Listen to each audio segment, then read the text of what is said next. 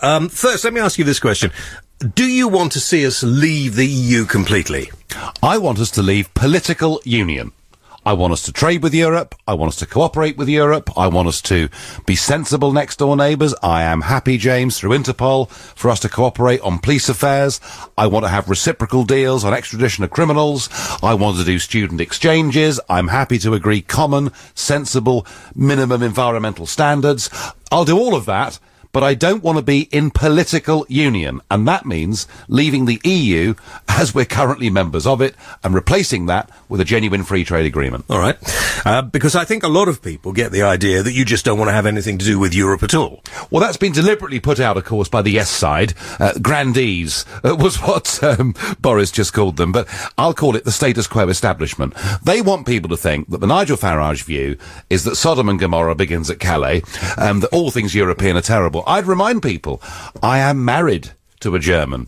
I worked for 2 French companies when I worked in the city.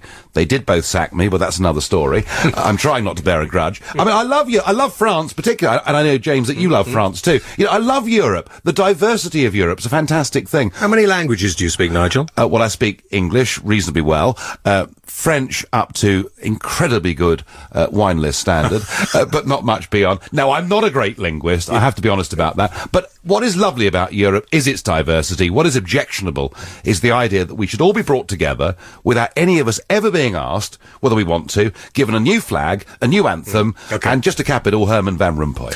Well, we won't go into your disputes with him, although we might. But do you think, first of all, David Cameron was right to cancel his speech today in light of what's happening in Algeria? Probably yes.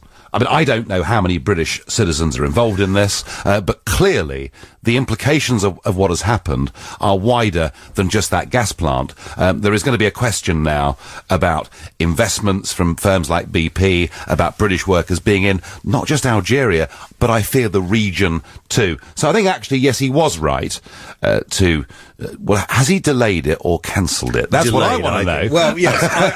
I'm not sure. I find that quite difficult because we didn't get to know until 6:30 last night when, of course, everybody rushed around and changed plans for programmes, of course, not only this one today, but lots of different programmes.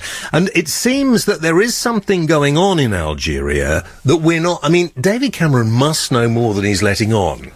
Well, he certainly looked very grey-faced, didn't he, and said, be prepared to accept a lot more bad news. And I took that to be an indication that there may be many more British nationals involved in this than perhaps we'd initially thought. But it does raise a bigger question to me, because all of this happened just 5 days after the French went to war in that region, once again, this time in Mali, and with the Brits supporting them, albeit... It's logistical support with aircraft, which occasionally take off. Do you think we should have been involved? No, I don't. I'm sick to death of this country getting involved endlessly in foreign wars, where we clearly have no national interest at stake, and where we go into wars, James, without actually having an end game. I mean, we've now been in Afghanistan for longer than the entire duration of World War I and World War II put together. Can someone tell me what the objective is? I don't understand it.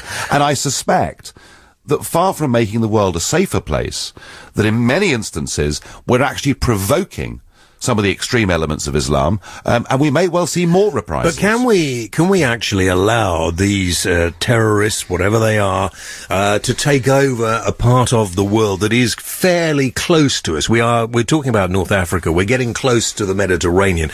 I mean, can we just sit back and allow these people to run roughshod over those countries? Well, I completely agree with that question and its worrying implication. But what can we do about it? I mean, look, we've cut our services to the bone. We haven't even got that's another point we should maybe be talking about it, because we're relying on the French for their aircraft carriers. Well, at the moment, of course, we're supporting French operations. Libya was a French-led operation, which we supported. Mali is a French-led operation.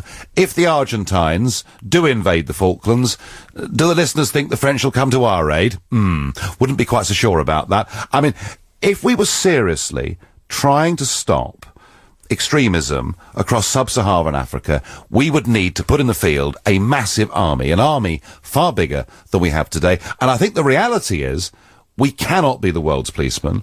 America's involvement in these wars, I suspect, will now decline because public opinion there clearly is turning against it. And frankly, James, I accept that there is a potential long-term problem here, but I don't honestly think there's much we can do. What do you think about Barack Obama calling David Cameron and telling him not to make a speech that would make people think he wanted to leave the EU? Yeah, well, do bear in mind that this is probably the most anti-British president of America that there has ever been. And I thought everybody loved him. Well, of course, the politically correct all think he's wonderful, but I've been pretty sceptical about Obama right from day one. We have what we call a special relationship with America. But a special relationship does not mean doing everything the Americans say. Remember, in 1966, Lyndon Johnson went to 10 Downing Street. He said to Wilson, "We're in a special relationship. You must send troops to Vietnam." And we told them where to go. In 82, the Americans told us not to retake the Falklands, and we ignored them. And we should ignore them over this. All right. Well, listen, one day next week or the week after, he will make the speech, I feel sure. Well, you think he might not, actually? That's interesting. I don't know. I mean, I think that the contents of the speech have been leaked already. We know exactly what he's going to say. He's going to use Eurosceptic rhetoric to try and buy off UKIP and his militant backbenchers, but whilst pursuing a Europhile agenda. He's playing exactly the same game that Harold Wilson played 40 years ago. The difference is this time, those of us that are opposed to it are really opposed to it, and we won't shift. How many of the backbenchers have been in touch with you? How many of them are having little private conversations in corridors with you at the moment? Well, we've spoken to, you know... Number? More, you don't need to name them, just a number. We've spoken to more than a handful. 12? And more than a handful. More than 12? Let's say 10 or less. All right. And let's see. I mean, you know, these guys are as committed to Britain being an independent country as I am. And I must say, at the top of this interview, I thought Boris's words last night from Mansion House were very encouraging indeed. All right. Nigel, maybe next week we'll get you in and we'll do a phone Farage. People can phone you. You can talk to them about your views and your feelings on Europe. For the moment, leader of UKIP, Nigel Farage, thank you very much indeed. Thank you.